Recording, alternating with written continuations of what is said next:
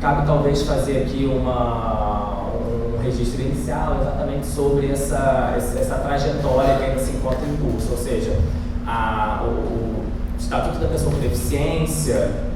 né, norteado pela Convenção Internacional dos Direitos da Pessoa com Deficiência, sem sombra de dúvida provoca uma revolução importante no direito brasileiro a partir do momento em que a gente muda o modelo de abordagem da deficiência. Então, se antes era pautado exclusivamente no critério médico, no qual a deficiência era vista, era enxergada como uma lesão, um corpo com lesão, um corpo com impedimentos, o Estatuto da Pessoa com Deficiência, na linha da CDPD, da Convenção Internacional, ela, na verdade,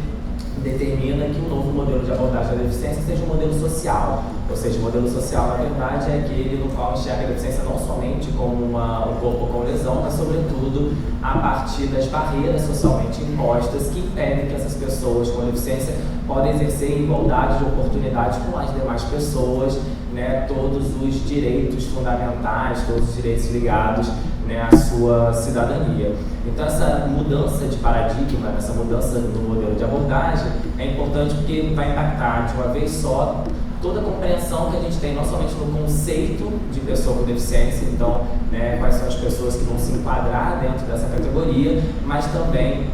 todos os efeitos, né, relacionados ao exercício de situações cotidianas do dia a dia dessas pessoas. Então, a gente sai um pouco daquele período, né, nebuloso de completa exclusão dessas pessoas, né. Essa história, portanto, a partir desse momento que a gente tem essa mudança de abordagem no modelo da deficiência, sobretudo vai causar um impacto grande na questão do reconhecimento social. Então, as pessoas com deficiências, elas eram completamente invisibilizadas, esquecidas, excluídas, né? A lógica pautada nesse critério médico, até mesmo no modelo da integração social, que é um modelo que já tem um certo avanço, que foi adotado pela Constituição em 88, também é uma lógica de criar espaços segmentados, específicos para que essas pessoas, né, pudessem, né, desenvolver determinadas habilidades, mas sem incluí-las plenamente dentro da sociedade. Então, se criavam escolas especiais, se criavam exatamente locais especiais para uma habilitação, para uma reabilitação das pessoas com deficiência. Mas era uma ideia de tornar o máximo possível essas pessoas com deficiência, né, a semelhança das pessoas sem deficiência, ou seja, tentar normalizá-las e não tentar incluí-las a partir das suas diferenças. Então, o modelo social tem como aspecto positivo exatamente, né, como se fosse uma espécie de homenagem, de assegurar o direito à diversidade, o direito à diferença. Então, ao invés de, na verdade, tentar normalizar essas pessoas, né, tentar torná-las semelhantes às pessoas sem deficiência, as pessoas ditas, aspas, normais, seria exatamente a ideia de, a partir das suas diferenças, tentar incluí-las para que a própria sociedade conviva com as diferenças dessas pessoas. Tivemos, portanto, um reconhecimento tardio dos direitos humanos da pessoa com deficiência, né, no plano internacional. Isso vai culminar na primeira Convenção Internacional dos Direitos Humanos, capitaneada pela ONU, mas a gente não pode esquecer que isso é fruto de um processo muito longo, né? Então, apesar de, ao alvorecer desse século, no início desse século, acompanhar esse reconhecimento tardio dos direitos humanos das pessoas com deficiência, isso é fruto de um processo histórico iniciado lá atrás. Então, especificamente no Brasil, no que tange as pessoas com deficiência intelectual mental, a gente já tem um processo desde a década de 70, pelo menos, já consolidado, que a gente chama de reforma psiquiátrica ou luta antimanicomial, que já vem, logicamente, tentando um tratamento um pouco mais humano, né, voltado exatamente para a inclusão dessas pessoas na sociedade, através de, né, várias pequenas transformações ou pequenos avanços no campo da medicina. Essa luta antimanicomial, essa reforma psiquiátrica, ela culmina no Brasil, especialmente na Lei 10.216 de 2001, né, que traz avanços já significativos, né, principalmente no que tange à deshospitalização, no que tange à garantia dos direitos fundamentais das pessoas com transtornos mentais. Mas ainda assim, eu normalmente costumo citar essa lei porque ela é bastante significativa no que tange ao completo descumprimento das leis protetivas das pessoas com deficiência, ainda que sob uma lógica integracionista passada, e que o EPD parece confirmar um pouco essa tendência. Ou seja, desde 89, a lei, por exemplo, né, do acesso, que trata do de uma garantia, de uma cota mínima para as pessoas com deficiência nas relações de trabalho, ela é regularmente descumprida. Então, ainda em 2019, o Ministério Público do Trabalho tem dados que revelam que as empresas, em alguns casos, preferem pagar as multas que são impostas pelos órgãos fiscalizadores do que, de fato, cumprir com a cota reservada para as pessoas com deficiência. Desde 2001 a gente tem a lei antimanicomial, mas ainda assim ela foi completamente ou parcialmente descumprida também pelas autoridades competentes. Então essa lógica de deshospitalização também não foi muito seguida. Censo, por exemplo, já datado depois de 2010, também revela que no Brasil os hospitais manicomiais e judiciários brasileiros tinham aspas, pacientes, pessoas que se encontravam lá internadas há mais de 30, 40 anos. Então também essa lógica de integração, de inclusão, é uma lógica que na verdade no Brasil ela foi completamente ou está sendo descumprida. O próprio EPD, a partir de 2016, quando ele entra em vigor também, então a gente tem uma forte resistência da sociedade em aplicar, e não somente da sociedade, mas também das autoridades competentes, Poder Judiciário, Ministério Público, Defensoria, apesar de diversas medidas no âmbito dessas instituições para tentar implementar o EPD. Recentemente, a própria Defensoria Pública do Rio de Janeiro fez uma pesquisa sobre os processos de curatela, me permitam chamar assim ao invés de interdição, que foi divulgada recentemente, em abril, e essa pesquisa revelou que, na verdade, pouca coisa mudou efetivamente nos procedimentos a partir tanto das modificações operadas pelo Código de Processo Civil de 2015 como pelo Estatuto da Pessoa com Deficiência. Então, a maior parte dos juízes, promotores, eles continuam bastante resilientes, resistentes em, de fato, aplicar essas modificações que foram trazidas pelo Estatuto da Pessoa com Deficiência, carreadas, logicamente, pela Convenção. No Brasil, especialmente, assusta um pouco, ou é bastante sintomático, perceber que a Convenção Internacional dos Direitos da Pessoa com Deficiência não é uma mera convenção que o Brasil simplesmente ratificou, mas é uma convenção que ela é incorporada, ela é internalizada ao ordenamento jurídico brasileiro com força, com status e hierarquia constitucionais. Então, na verdade, desde 2009, as medidas já tinham sido implementadas e efetivamente cumpridas pelo Estado brasileiro, e a gente demorou bastante, ou seja, 10 anos, já é um tempo transcorrido razoável, e apesar das modificações legais, de fato, as autoridades parecem que ainda insistem em descumprir. Aqui normalmente eu sempre costumo citar, para mim foi um dos casos, um dos livros que de fato me impulsionou fortemente a escrever sobre esse tema, que é o Holocausto Brasileiro, também indicação, logicamente, da minha orientadora, Helena Barbosa, que de fato é chocante. A gente sempre, quando pega um livro com o título Holocausto, a gente acha que no caso é um título muito forte para a história que eventualmente ele venha narrar. Mas talvez o título é até fraco diante das histórias que são encontradas nesse livro da jornalista Daniela Arbex, ou seja, ao longo de todo o século passado, uma série de transgressões de pessoas com deficiência e pessoas sem deficiências, mas que eram socialmente tidas como anormais ou como patologizadas, desde mães solteiras, grávidas, solteiras, passando por homossexuais, entre outros, outras pessoas, grupos estigmatizados socialmente. Eles eram internados em Colônia, no Hospital de Colônia, Barbacena, interior de Minas Gerais, e eram lá esquecidos. E passavam desde maus tratos físicos,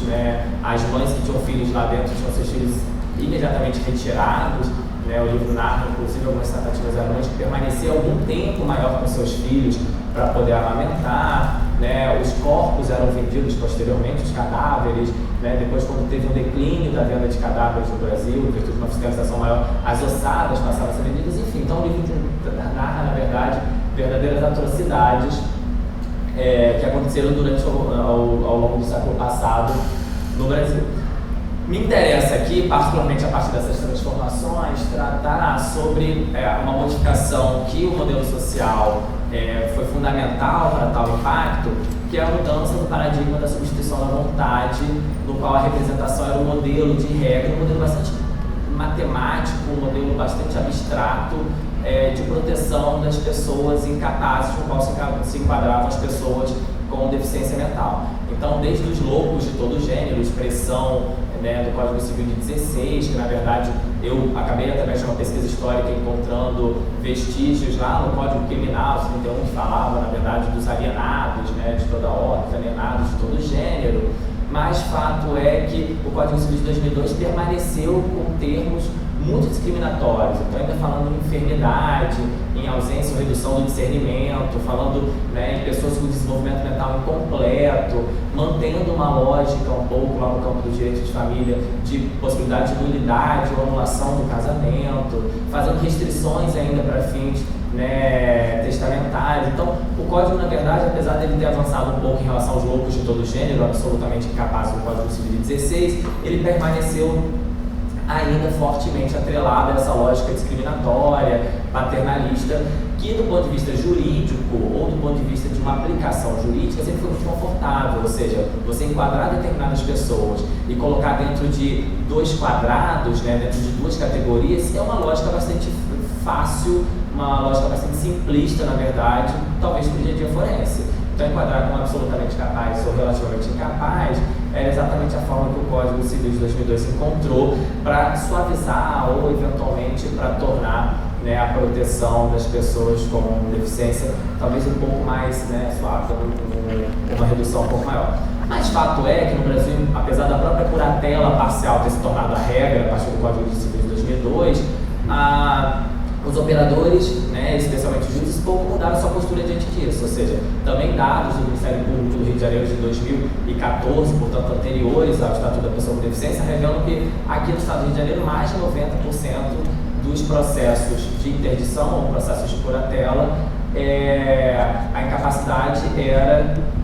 declarada, né, como absoluta, ou seja, era declarada a incapacidade absoluta dessas pessoas. Ou seja, a lei muda, a regra passa a ser a curatela parcial, exatamente numa tentativa de flexibilização da curatela, para que os interesses, desejos e preferências da pessoa com deficiência fossem, né, melhor avaliados e eventualmente atendidos, observados. A curatela não deveria mais ser aquela curatela total, exatamente para que a pessoa com deficiência pudesse exercer determinados atos, mas do ponto de vista prático, do ponto de vista da aplicação daquela norma, pouca coisa também era alterada.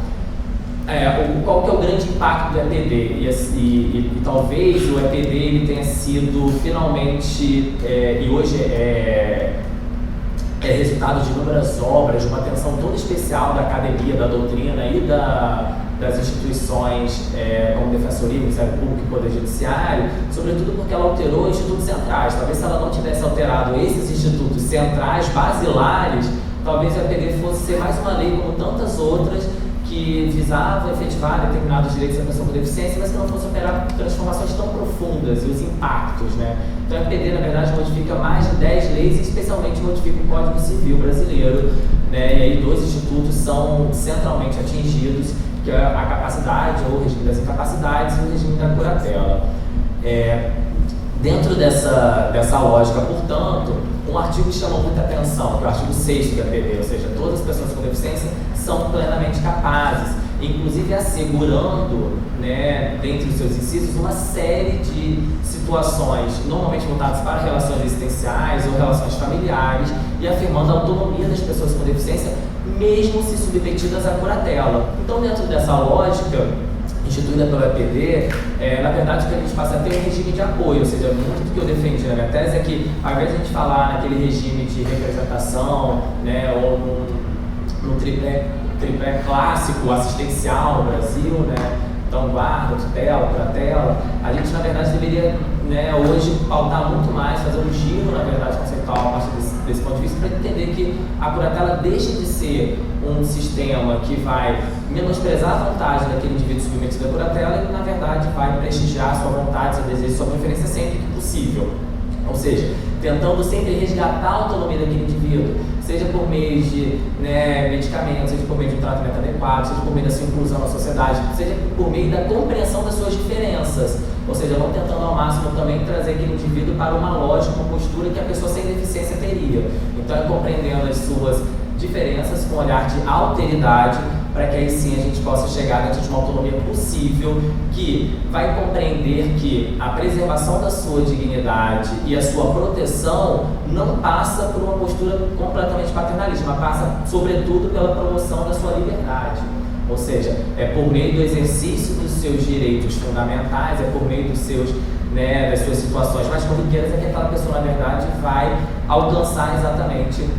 né, a dignidade que a gente tanto almeja, ou seja, errando, acertando, mas dentro da sua, né, da sua visão de mundo. Essa mudança, portanto, ou seja, essa rede de apoio à pessoa com deficiência, que é uma pessoa que talvez precise em algumas situações de um apoio, né? Eu costumo dizer que, na verdade, todos nós precisamos de apoio em alguma medida, mas aqui o apoio no sentido jurídico, né? No sentido de assistência, de auxílio, de apoio em sentido jurídico, a gente passa a contar hoje com 2 institutos, ou 2 instrumentos, seria a curatela e a tomada de decisão apoiada, que, em regra, portanto, a curatela deixa de ser um mecanismo que passa a ser somente de representação, mas ele passa a ser, sobretudo, em regra, de assistência. Então, na verdade, o curador passa a ser o assistente do curatelado, da pessoa com deficiência curatelada, e, excepcionalmente, em determinadas situações, que, logicamente, elas existem, uma análise pormenorizada do caso concreto vai permitir essa avaliação, o próprio juiz, dentro de uma lógica, né, de projeto pedagógico, o terapêutico individual, vai determinar quais são os atos ou em quais circunstâncias aquela pessoa será representada pelo curador. Pode ser o caso, logicamente, de antemão o juiz entender que quando ela estiver internada, quando ela estiver numa fase de surto, que seria caso de representação, enquanto que nos demais momentos, sem sombra de dúvida, a vontade daquele indivíduo, daquela pessoa com deficiência, deve ser, né, ouvida. Então, o que a gente basicamente tem hoje são novos perfis, né, ou um apoio apropriado, deixando a representação como um mecanismo mesmo de última, de última tentativa e tornando a assistência, né, nesses casos o principal mecanismo. Também há que se falar, e talvez as principais críticas direcionadas ao EPD é que o EPD perdeu uma oportunidade de eventualmente fazer uma categorização ou uma distinção maior entre as pessoas com deficiência, já que a deficiência também é plural, ou seja, a gente está falando de um grupo que dentro desse grupo também é uma pluralidade muito grande. Não somente em virtude das próprias, né, origens, eventualmente, ou das formas de deficiência, né, se sensorial, se física, se mental, intelectual, mas também dentro dessas categorias eu tenho uma gama gigantesca de pessoas com deficiência mental, ou seja, desde pessoas com deficiência mental que logicamente sequer precisam de curatela, porque conseguem, né, ter uma vida plena e com inclusão adequada e compreensão do seu mundo ao redor, desde pessoas logicamente com deficiência que vão necessitar de um apoio um pouco mais forte, mais enfático e, portanto, se encontrarão dentro de uma curatela. E aí a curatela finalmente ganha um colorido especial, ou seja, ganha uma plasticidade que ela não tinha antes. Se antes ela era somente destinada à representação, assistência, se relativamente ou absolutamente incapaz,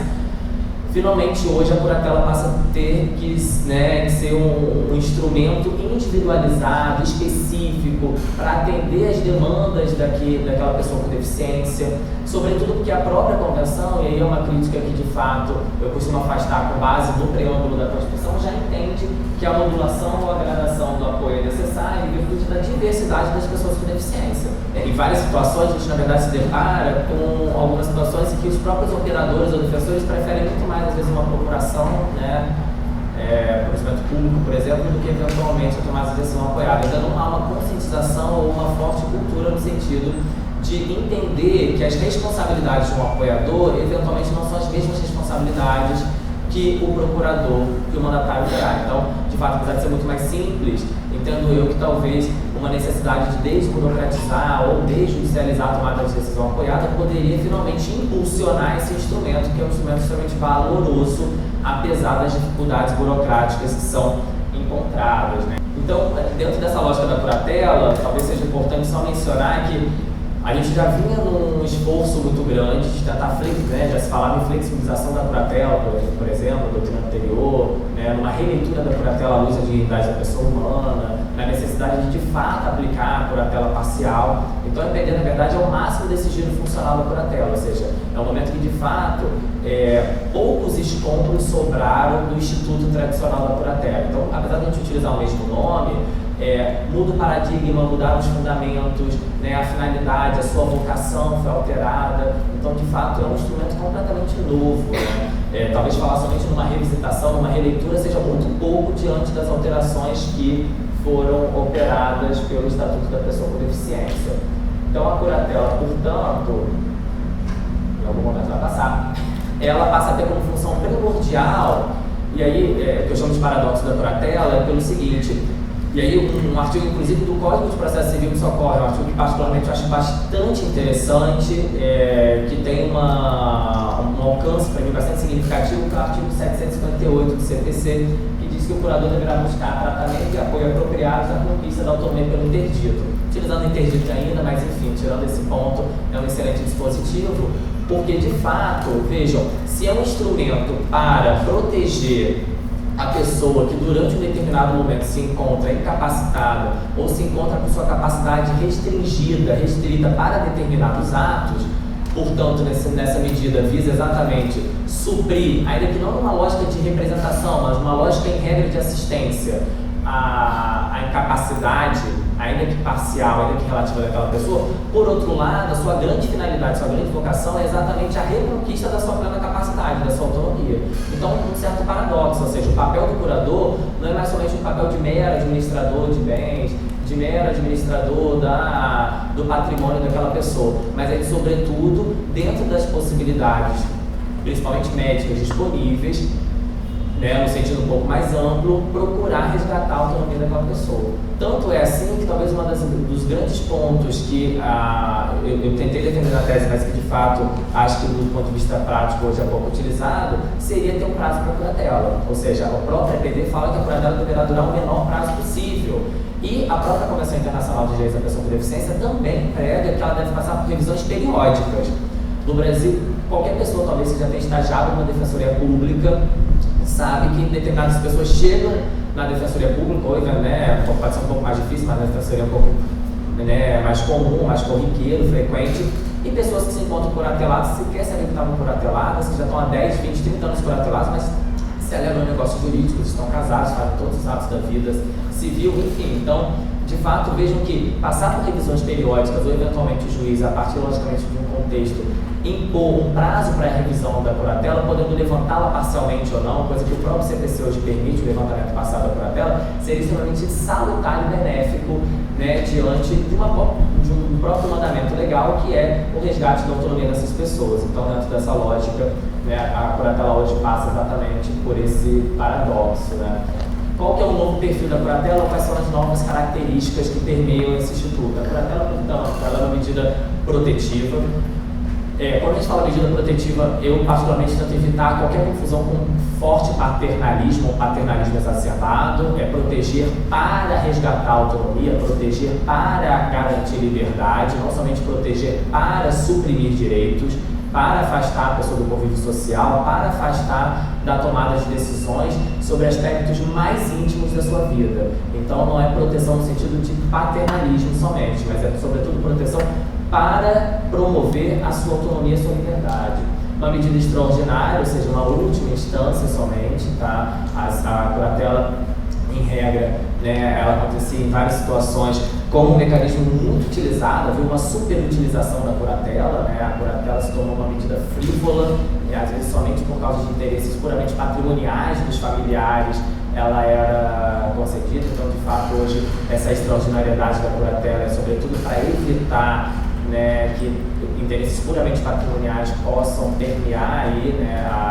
a curatela. Ela é temporária, no menor tempo possível, apesar de ser muito mais uma dicção da lei do que efetivamente algo que é aplicado. Ela é limitada e proporcional às necessidades e às circunstâncias daquela pessoa curatelada, por isso é um projeto pedagógico, um projeto terapêutico individual, tá? Exatamente para entender quais são os atos, quais são exatamente as situações que aquela pessoa com deficiência pode ou não exercer, está limitando exatamente quais tipos de negócio jurídico,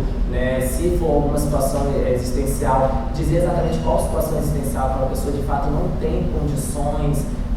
psíquicas de exercer e por quê. Então, de fato, a motivação dessas sentenças passa a ser algo fundamental. A questão do alcance, como eu acabei de falar, apesar da lei ser muito clara em relação às situações patrimoniais e negociais,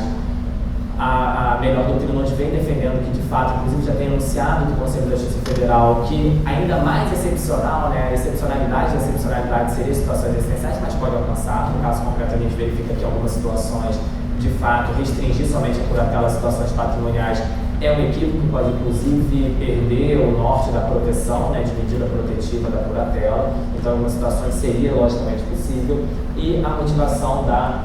decisão. Então, a curatela pode alcançar situações em regra patrimoniais, mas nada obsta também situações existenciais e dúplices, tá? É uma curatela, portanto, personalizada. Então, isso traz uma dificuldade muito grande, inclusive para a sua operacionalização. Porque se antes nós tínhamos sentenças padronizadas, nós tínhamos modelos de perícia médica padronizados, isso demanda, logicamente, do juiz uma avaliação muito individualizada, pormenorizada do contexto, né, probatório, né, seja do laudo médico, dos laudos médicos, da perícia médica ou do estudo social em alguns casos, para exatamente conseguir determinar quais são os atos e quais, né, que aquela pessoa passa a ser representada, passa a ser assistida, passa a ser plenamente assistida, quais são os atos que, inclusive, o curador não deve, de fato, né, se intervir indevidamente. Então, é uma curatela que, sem sombra de dúvida, hoje passa a ser completamente personalizada para atender às demandas daquela determinada pessoa com deficiência. E nesse ponto, né, talvez surja aí, né, vou chamar de princípio, um princípio do melhor interesse do curatelado, que ele possa, inclusive, né, antecipadamente escolher quem vai ser o seu curador por meio de uma diretiva antecipada, por meio de uma autocuratela, entendendo aí a autocuratela não como a própria legitimidade que o EPD, né, tinha modificado o Código Civil para que a pessoa com deficiência pudesse requerer sua curatela, mas depois foi revogado pelo CPC, naquela pequena confusão que houve entre vacácio legis, né, do Estatuto da Pessoa com Deficiência e Código de Processo Civil, mas entendendo a autocuratela também como mais uma possibilidade, mais uma espécie de diretiva antecipada, né, ou de negócio jurídico, né, com projeção futura existencial, enfim. Então também cabendo aí, logicamente, para passar por uma avaliação posterior do juiz, mas que é a vontade da pessoa, né, se eu posso escolher um procurador de saúde, né, lembrando a apresentação ontem do Felipe, para tomar as decisões em determinadas situações em que eu me encontro impossibilitado de exprimir minha vontade, por que eu também não posso escolher nada mais natural do que meu curador, ao invés de um rol, de uma ordem legal que é previamente estabelecida, né? E é aquela velha questão, se a pessoa na verdade não quer escolher um curador que, né, difere ou se distancia daquele rol legal, não precisa fazer esse documento, mas por que não possibilitar mais uma maneira, mais uma, né, possibilidade de expressão da autonomia existencial, tá? Algo que a jurisprudência já vinha admitindo antes, a PD também modifica, que é a chamada curatela compartilhada, né? A curatela compartilhada, talvez como gênero, podendo ser tanto fracionada como conjunta, né? Ter dois ou mais curadores para atuar em toda a proteção, seja representando ou assistindo aquela pessoa com deficiência, ou fracionada, né? Entender que eu posso ter um curador que talvez seja melhor para os atos negociais, um determinado filho que sabe administrar patrimônio, e um outro filho que talvez possa ficar responsável por questões médicas, questões existenciais. Então, a curatela compartilhada, apesar do artigo não trazer essa distinção, a doutrina tem feito bem se fracionada ou conjunta. Exatamente as possibilidades que eu tinha dito antes. Essa modificação da curatela é importante para entender que não há dúvida hoje sobre todos os aspectos relacionados ao exercício das situações existenciais e familiares pela pessoa com deficiência. Mas talvez o ponto nodal da questão é como preservar esses direitos de uma pessoa com deficiência submetida à curatela. Então, se as pessoas com deficiência que não são curateladas já encontram dificuldades no dia a dia de ter uma família, de ter filhos, né, de não passar por uma cirurgia de esterilização de forma compulsória, você imagina aquelas pessoas que se encontram sob curatela. Então, eu acabei adiantando falando da curatela antes exatamente para entender quais são as maiores dificuldades nesse caso. A Convenção Internacional dos Direitos da Pessoa com Deficiência tem um artigo específico que vai tratar do respeito especificamente, né, à família, mas o artigo 23 diz que os Estados-partes tomarão medidas efetivas e apropriadas para eliminar a discriminação contra pessoas com deficiência em todos os aspectos relativos a casamento, família, paternidade e relacionamentos, em igualdade de condição com as demais pessoas, de modo a assegurar que... E aí tem 3 dispositivos, 3 itens que eu particularmente acho que são importantes, porque me resolvem uma série de questões que eu vou tratar, que foram as modificações que o EPD operou, principalmente no Código Civil, por exemplo, na área das invalidades do casamento, tá? Então, ela diz que tem que ser reconhecido o direito das pessoas com deficiência em idade de contrair matrimônio, de casar, se estabelecer família com base no livre e pleno consentimento dos pretendentes. Então, o primeiro ponto é a própria convenção não afastou a necessidade de consentimento para fins de casamento. Então, se eventualmente uma pessoa com deficiência que esteja submetida à curatela não consegue exprimir sua vontade naquele ato, naquela situação, logicamente que a gente não está falando de casamento. Ele é nulo não porque a pessoa tem deficiência, não por causa da moléstia, não por causa eventualmente da sua incapacidade, mas ele é nulo pela falta do consentimento, não tem expressão de vontade. Então, nesse ponto, não há nenhum tipo de desproteção. E o tratamento é igualitário, que é fundamental, ou seja, no próprio campo do regime das incapacidades, eu continuo tendo um dispositivo que diz aquela pessoa que não conseguir exprimir sua vontade de maneira transitória ou permanente pode ser considerada relativamente incapaz, seja a pessoa com deficiência ou sem deficiência. Então, nessa medida, o que eu tenho, na verdade, é um critério genérico que pode abranger e ser aplicado a tantas pessoas com deficiência ou sem deficiência. A mesma coisa com o casamento, ou seja, a necessidade de consentimento é um requisito fundamental para supor que o casamento vai ser aplicado às pessoas com ou sem deficiência, sem gerar nenhum tipo de critério discriminatório, excludente, específico para essas pessoas. Então, nós estamos aqui defendendo que em qualquer hipótese vai ter casamento. Se não houve expressão válida de vontade, não vai ter casamento, obviamente, sem ter critérios específicos ou situações descritas legalmente especificamente para essas pessoas. E aí também vai falar, logicamente, tanto da paternidade, como depois, inclusive as crianças têm que conservar a fertilidade. Isso, na verdade, faz parte, ou seja, afirmar o direito à família, de maneira um pouco mais genérica, ou seja, de constituir família, de escolher os seus arranjos familiares, de livremente estabelecer seus laços afetivos, amorosos, na verdade, encontra um grande obstáculo social. Ou seja, em regra, as pessoas com deficiência elas são infantilizadas. Do ponto de vista da sexualidade, elas são tidas em parte como assexuadas, como se não tivessem sua sexualidade, seu libido, ou em outra ponta, como hipersexualizadas, dependendo logicamente da deficiência mental e intelectual. Então, o ponto central aqui é exatamente esse imaginário social que se cria ao redor de determinadas deficiências que vão logicamente impedir, inclusive gerando esterilização compulsória, que talvez é o caso mais trágico, mais nebuloso de todos, tá? O que eu queria, na verdade, mostrar para vocês, e só vou passar aqui rapidamente, isso daqui eu já falei um pouco do artigo 6º, mas desde 2016, isso me chocou muito, porque foi um período que eu já estava pesquisando sobre a proteção das pessoas com deficiência, e é engraçado que talvez ou meu olhar mudou, ou na verdade, de fato, houve uma explosão na mídia a partir da promulgação do Estatuto da Pessoa com Deficiência, é a quantidade de pessoas que procuraram os cartórios logo após a entrada em vigor do EPD e que tinham dificuldade para conseguir se casar. Então, foram diversas notícias ao longo de 2016, 2017, eu inclusive encontrei uma do finalzinho do ano passado, 2018. Ou seja, a gente encontra uma resistência em todas as instâncias possíveis. Então, diversas pessoas tentavam se casar e mesmo contra a lei, os cartórios tentavam criar obstáculos. Então, por exemplo, tem uma matéria de G1 de 2016, logo depois da entrada em vigor, um mês e alguns dias depois da entrada em vigor do EPD, em que a Lubete disse: meu sonho sempre foi casar, quanto a Rosana de Lima, que após 20 anos de espera oficializou a união com José Francisco Dias nessa quarta-feira. Por que é interessante essa matéria? Eu sempre separei essa matéria, desde o momento que eu estava pesquisando lá atrás. Primeiro, que eles já estavam em união estável há 20 anos.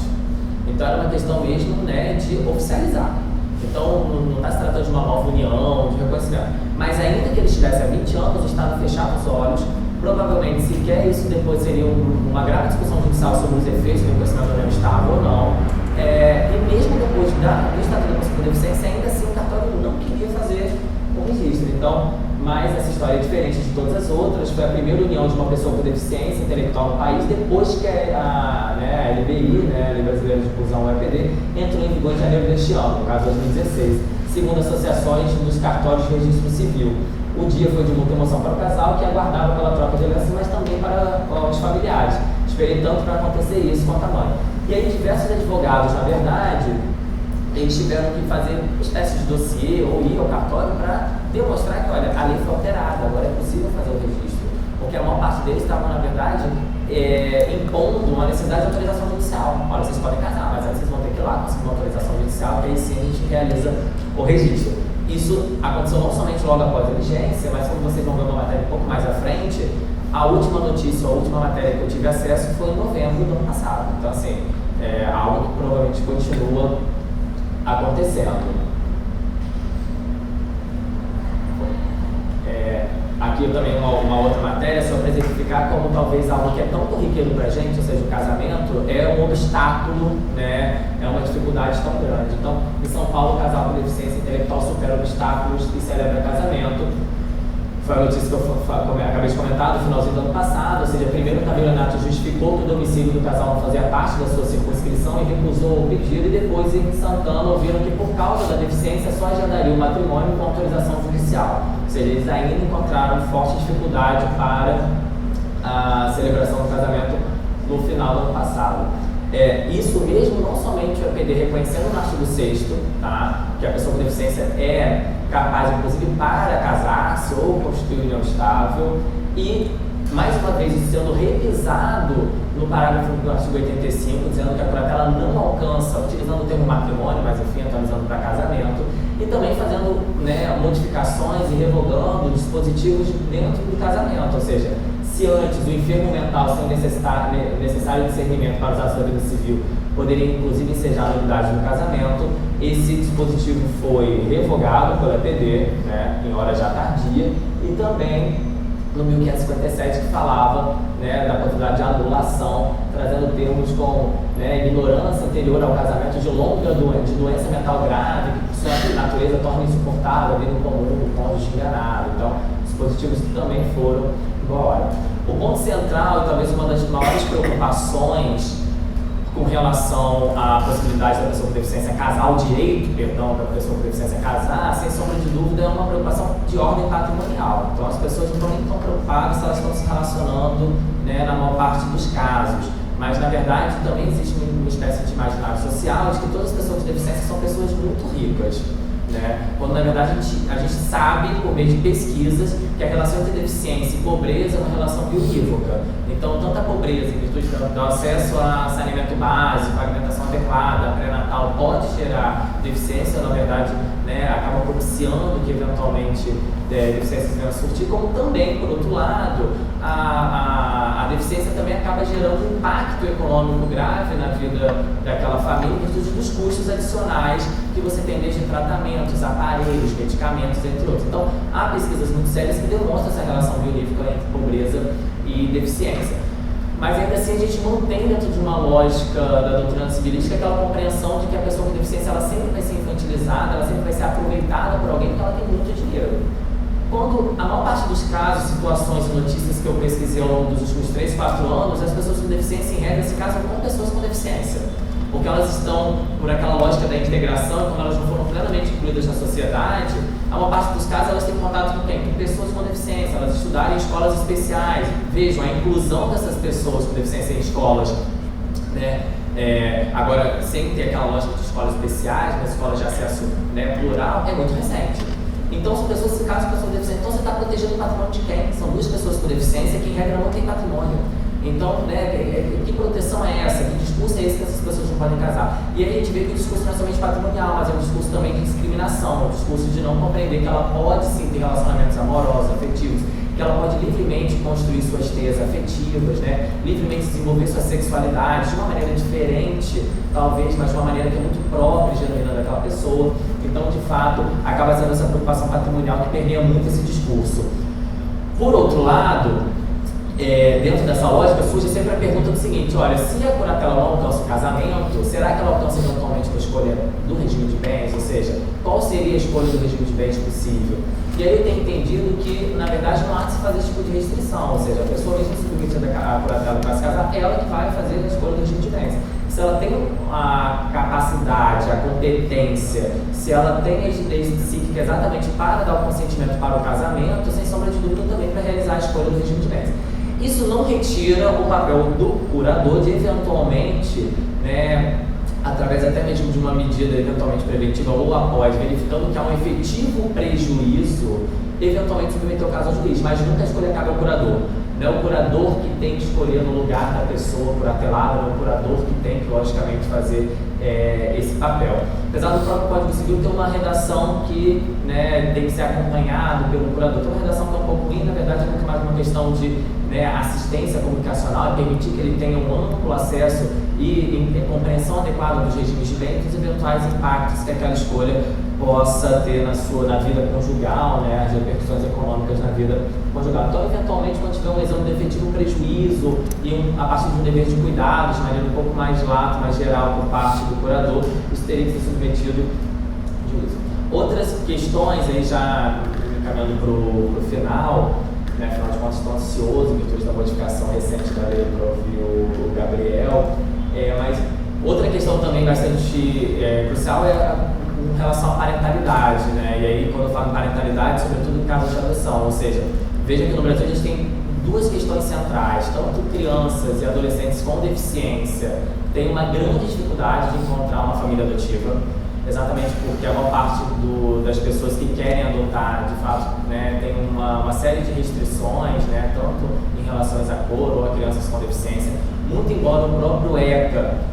tenha sido modificado em 2014 para incluir um dispositivo que diz que os processos terão, né, de adoção de crianças e adolescentes com deficiência terão prioridade frente aos demais, mas ainda assim os números são ínfimos quando são divulgados, ou seja, com relação a ser adotado, as pessoas com deficiência encontram criança e adolescente com uma forte resistência ainda, né, os números são pequenos.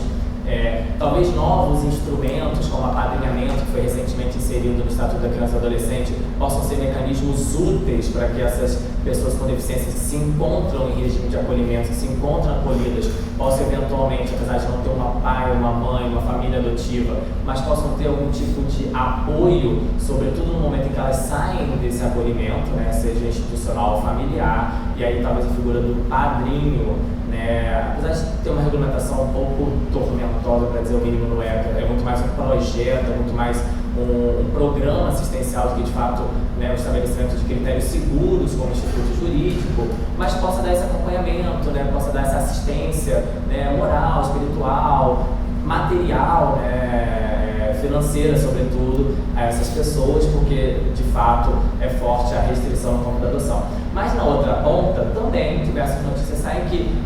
casais ou pessoas com deficiência que querem adotar também encontram resistência por uma compreensão que vai partir de uma série de profissionais, aí do Poder Judiciário como um todo, entender que talvez elas não vão conseguir cuidar adequadamente daquelas crianças, tá? Ou adolescentes. Então vejam que tanto a pessoa com deficiência vai encontrar resistência, discriminação e obstáculo, tanto se quiser adotar, como logicamente também para ser